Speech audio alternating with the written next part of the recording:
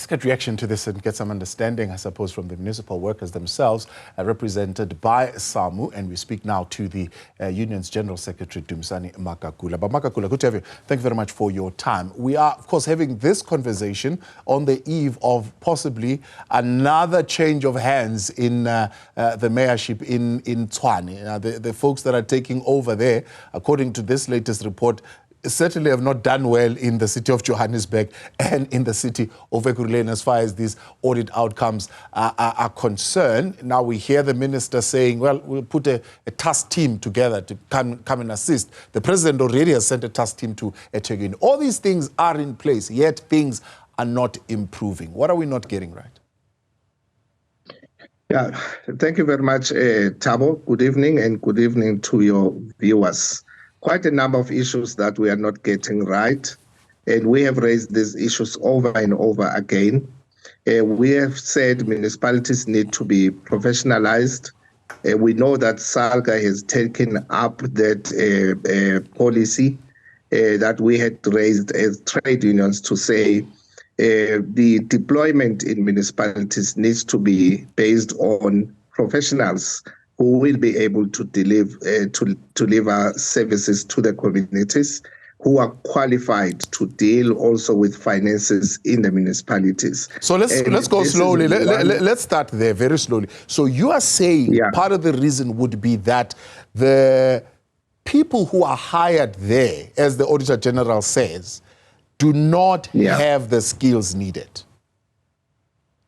Yes, we are not convinced that they have the skills needed, because deployment has been political deployment, and very little of that deployment actually emphasizes on qualification. Very little of it emphasizes on capability to be able to take municipalities to where they need to be going. So are these financial officers under pressure, under political pressure, to hire people who are not qualified?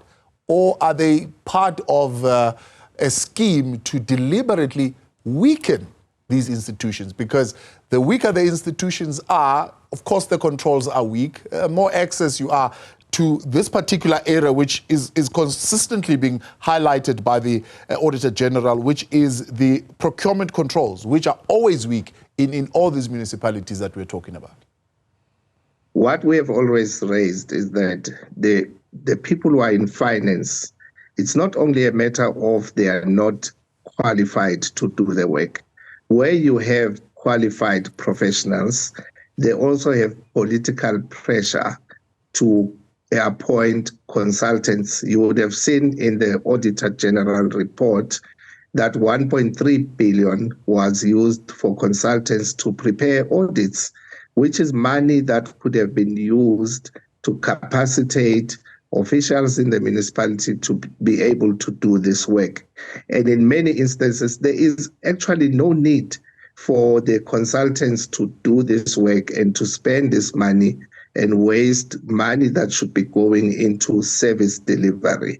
So it's a combination of pressure, because our politicians believe that municipal services should be privatized, because privatization provides a tap for siphoning money from municipalities into pockets of individuals.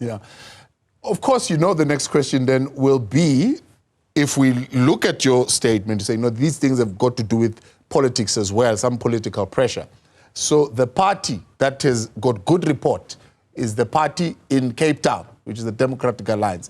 The party that's seemingly not getting the best of reports is the party that is the ANC, by and large, which is in these areas that we're talking about. eThekwini, we're talking about Nelson Mandela Bay, we're talking about Joburg Council, and Ekurhuleni. So should we say the problem is with that organization?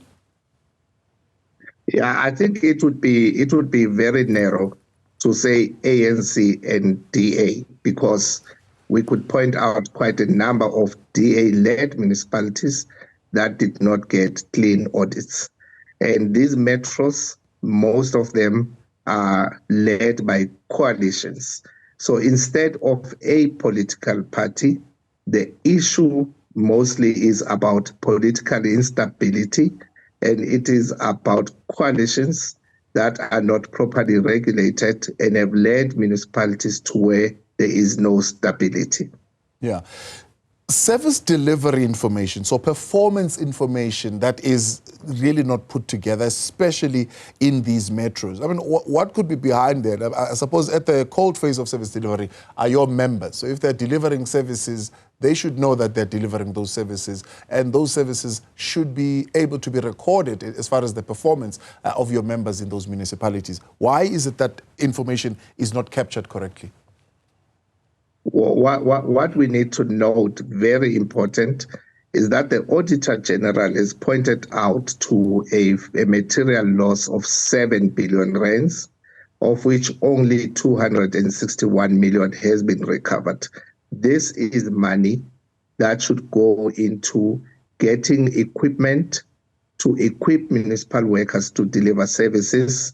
We can show you quite in a number of municipalities where there are no tractors, there are no tools of trade, there are no trucks. In fact, most of the municipalities are spending a lot of money on hiring trucks, which only will cater for about 30% of the normal use or the requirement of the municipality.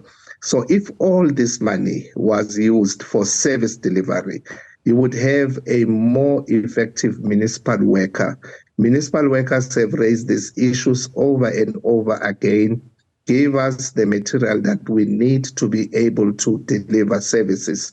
We have workers who have shared with us and have shown us that they bring their own brooms from home, they bring spades from their own home to be able to deliver some minimum service to the communities, because municipalities are failing to do this, and they are wasting a lot of money on consultants, on the privatization, and this animal that they call that they have kept in their database, and they call it as and when contractors, which they call on for any purpose at any time and just pay them a lot of money for no reason. Yeah.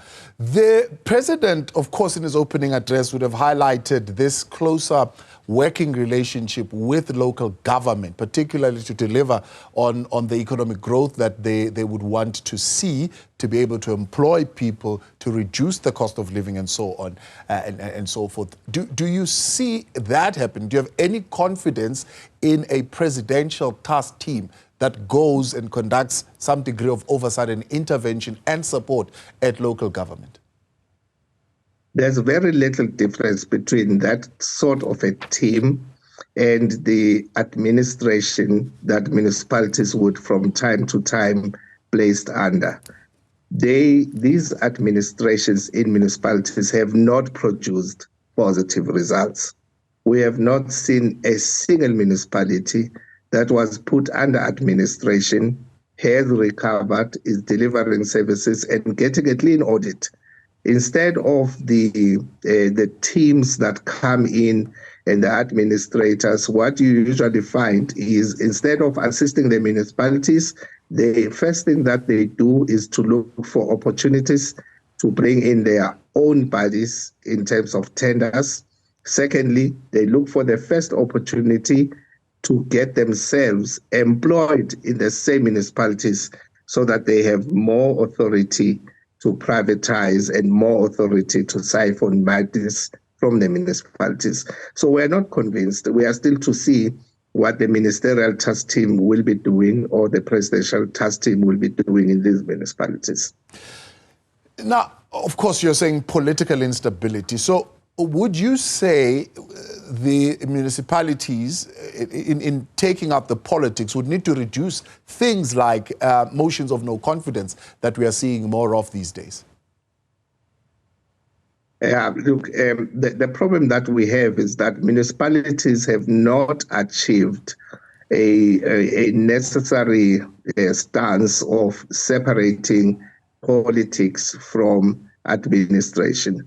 We should actually not be having problems when there is change in political leadership, where administration is independent and they are able to take care of the business and the day-to-day business in the running of the municipality especially governance thereof. But unfortunately, you find that political office bearers over emphasizing their role and going into administration itself.